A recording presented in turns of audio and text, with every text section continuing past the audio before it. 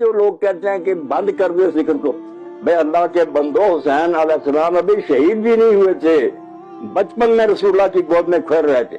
میں سنی شیعوں سے کیا رہے نا، اپنی حدیثیں دیکھو، اپنی کتابیں کھنگالو کہ ام المومن ام سلمہ رضی اللہ تعالیٰ عنہ حجرہ میں گئی، سرکار دو عالم صلی اللہ علیہ وسلم شہزادہ گود میں کھیر رہا تھا، حضور رو رہے تھے، آنسو بہ رہے تھے۔ واقعہ کتنی مدت بعد ہوا، اس وقت رو رہے تھے۔ وقت ام سلمہ رضی اللہ عنہ نے پوچھا اللہ کے رسول بچہ کھیر رہا آپ رو رہا ہے؟ فرمایا ام سلمہ جب سے زمین و آسمان قائم ہوئے ہیں جو فرشتہ ابھی میرے پاس سے اٹھ کر گیا وہ کبھی زمین پر نہیں آیا۔ یعنی یہ اتنا ہم واقعہ سمجھا گیا کہ جبریل امین آتے تھے یا دوسرے فرشتے، فرمایا ایسا فرشتہ اٹھ کر گیا جب سے زمین و آسمان بنے کوئی نہیں آیا۔ یہ مجھے اطلاع دینے کے لیے آیا کہ آپ اس بچے سے اتنا پیار کر رہے ہیں، یہ تو آپ کی امت کے ہاتھوں درائے فرات کے کنارے ذبح ہو۔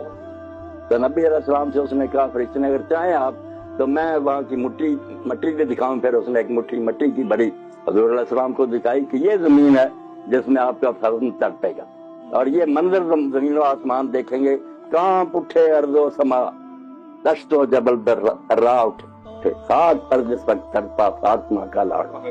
کون تڑپا؟ پیغمبر خدا کے دل کا ٹکڑا